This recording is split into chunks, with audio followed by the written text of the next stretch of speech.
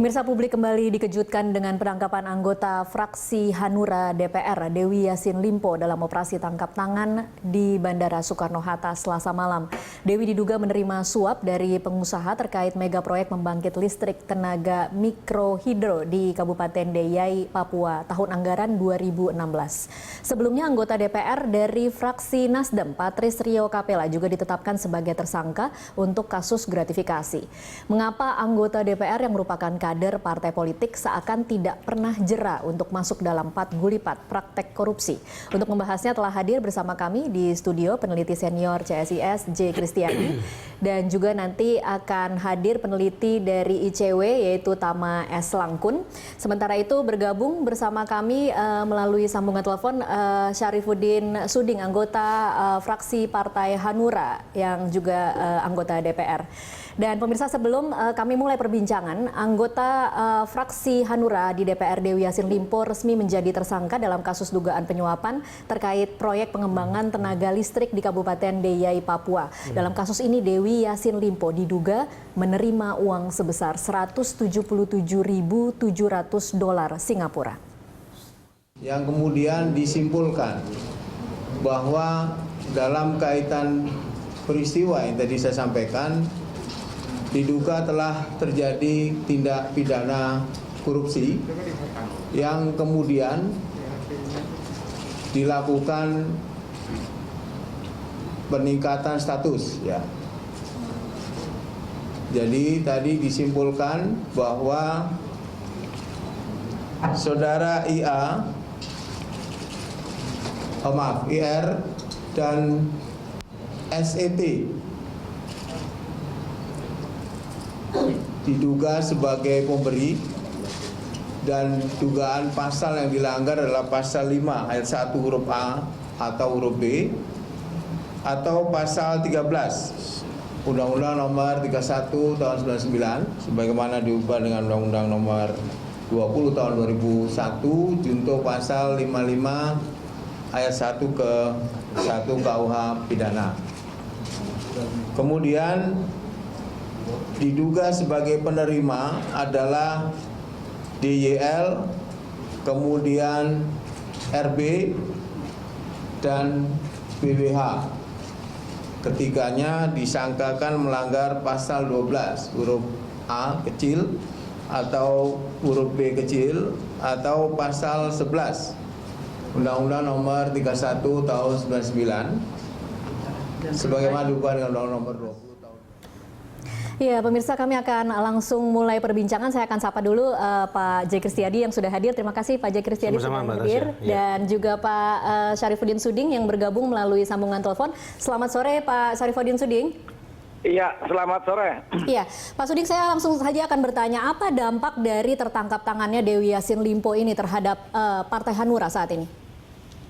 Ya, pertama memang kita sungguh sangat prihatin dan sungguh sangat menyesalkan ya, ada kader Partai Hanura yang mengusung ideologi perjuangan dengan hati nurani, tapi ternyata juga dia terjebak ya dalam permainan-permainan yang ada di masalah urusan-urusan proyek ya.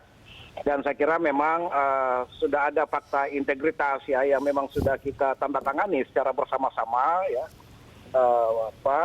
Pada saat dilantik ya, bahwa ketika ada seorang kader Partai Hanura yang ditetapkan sebagai tersangka, seketika itu pula yang bersangkutan diberhentikan ya dalam posisinya, apakah dalam posisi jabatan di partai maupun dalam posisi jabatan di DPR. Nah, dengan dengan ditetapkan yang bersangkutan ya sebagai tersangka, maka segera mungkin ya partai akan segera melakukan suatu proses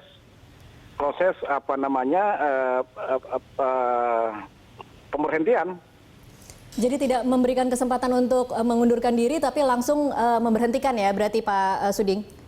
Iya, karena memang fakta integritas, karena kami melihat bahwa ada suatu fakta yang sudah ditandatangani yang bersangkutan dan satu kader, dan begitu pula kita juga melihat bahwa apa yang dilakukan ini adalah pengingkaran ya terhadap sumpah jabatan yang diucapkan pada saat diangkat sebagai pejabat publik. Baik.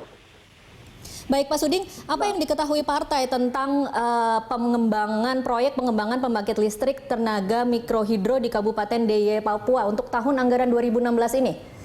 Ya kami sama sekali tidak mengetahui ya. Sama sekali tidak mengetahui tentang proyek tersebut ya, dan ini tidak ada jangan dikait-kaitkan bahwa ini ada sepengetahuan fraksi atau sepengetahuan partai. Ini adalah tanggung jawab individual ya, dan silahkan KPK mengembangkan ya, siapapun yang memang diduga terlibat di situ ya silahkan diusut, diproses ya, dipertanggungjawabkan secara hukum. Oke, bukan atas perintah partai ya berarti Pak Suding? Oh sama sekali nggak ada yang begitu-begituan. Ya. Oke, kalau kebijakan partai politik Hanura sendiri seperti apa kepada kader-kadernya yang sudah menjabat sebagai anggota legislatif di DPR? Adakah ketentuan bahwa mereka harus memberikan setoran sekian untuk masa sidang sekian? Iya, selama ini nggak ada ya, ada semacam suatu keharusan, ada terhadap anggota partai yang ada di DPR. Tapi kalau misalnya ada suatu kegiatan itu pun sifatnya temporer ya, biasa memang kita urunan, tapi tidak ada semacam suatu kewajiban keharusan harus sekian nggak ada. Tetapi memang ada uang yang harus disetorkan, tetapi jumlahnya tidak ditentukan begitu ya Pak Suding? Tidak ada, maksudnya tidak ada uang yang disetorkan, sama sekali nggak ada, sekali nggak ada ya. Yang saya katakan ketika misalnya ada suatu kegiatan yang dilaksanakan oleh fraksi misalnya ya, apakah itu dalam bentuk kegiatan seminar atau kunjungan ke biasanya kan melakukan baksos apa segala macam, itu anggota masing-masing urunan untuk melakukan itu kegiatan-kegiatan seperti itu. Oke, baik Pak Suding, ditahan dulu, saya ke Pak J. Tapi begini, ada yang saya ingin sampaikan. Halo? Iya, silakan Pak Suding. Iya, silakan Ada yang ingin saya kira memang dengan rentetan persoalan ya yang terjadi di DPR, saya kira memang tidak terlepas dari keberadaan badan anggaran. Sejak dulu saya sudah berteriak ya. Masih periode kemarin saya sudah berteriak agar badan anggaran ini dibubarkan gitu loh ya. Karena ini adalah sumber persoalan yang ada di DPR. Ya, karena di situ ada ruang ada ruang yang selalu menjanjikan gitu kan, terhadap orang-orang yang ingin bermain-main terhadap persoalan-persoalan proyek kan begitu. Saya dari dulu katakan bahwa ini badan anggaran sudahlah, kita bubarkan aja kalau ini adalah persoalan yang ada di DPR, serahkan kepada pemerintah untuk menyusun anggaran itu, lalu kemudian pemerintah menyampaikan kepada DPR komisi terkait, hanya meminta persetujuan, tidak ikut pembahasan gitu loh. Oke, baik. Pak Suding, saya ke Pak J. Kristiadi dulu. Pak Kris, apa tanggapan Anda? Mungkin untuk menanggapi komentar dari Pak Suding terlebih dahulu. Tapi sebelumnya memang saya merasa bahwa para pelaku koruptor di Indonesia ini memang sudah tidak takut namanya neraka dan penjara. Karena mungkin mereka berpendapat, ya kalau ada neraka, kalau enggak, ya kan.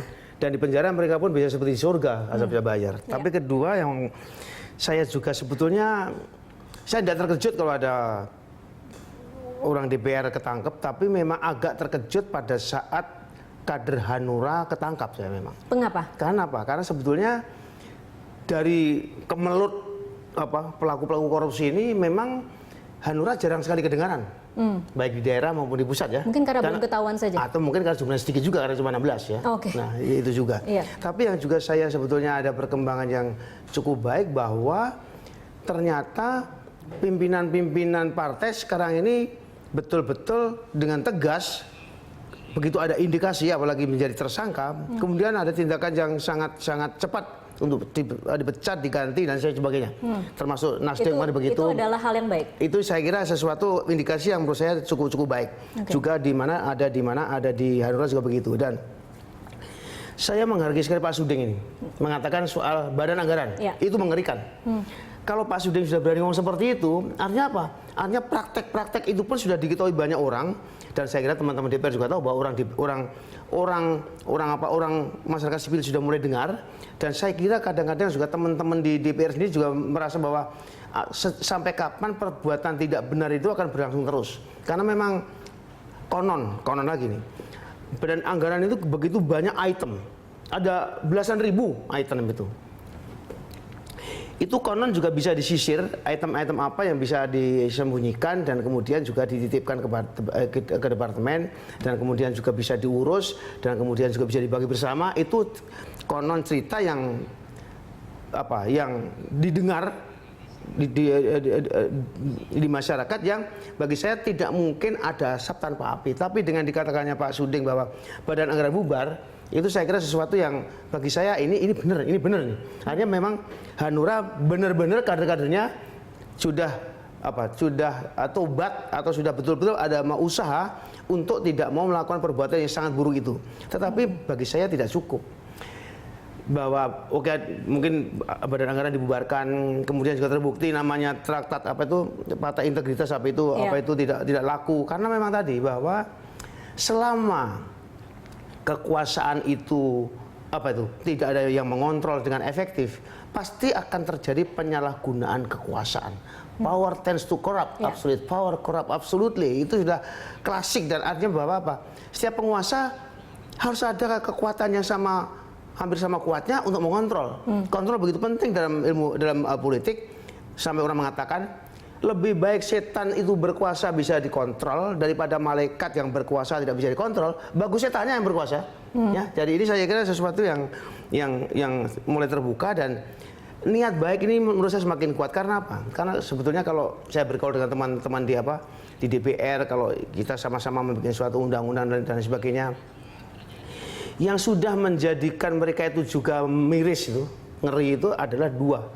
Satu, politik uang, bahwa mereka harus mencari uang untuk segala macam keperluan-keperluan yang sebetulnya memang akan dipergunakan mencapai kedudukan yang bermartabat. Ya. Tapi karena begitu banyaknya uang yang dicari, jadi yang dia itu adalah return on investment-nya itu tadi, tidak kemudian juga bagaimana berbuat amanah. Satu itu, dan kedua yang juga yang menjadikan mereka sebetulnya mulai kesal itu, para kader ini merasa bahwa para ketua umum itu terlalu dominan. Jadi agenda yang memang penting, satu Pak Suding dikatakan bahwa perlu adanya semacam, tadi saya setuju tuh, dan banyak kalangan setuju dan sudah dibicarakan juga bahwa ada dana partai. Dan setelah itu memang agenda berikutnya reformasi partai menurut saya. Reformasi, oke. Kita tahan dulu di situ, kita akan lanjutkan di segmen selanjutnya Pak Kris. Pak Suding juga ditahan dulu, kita akan break sejenak, pemirsa tetaplah bersama kami.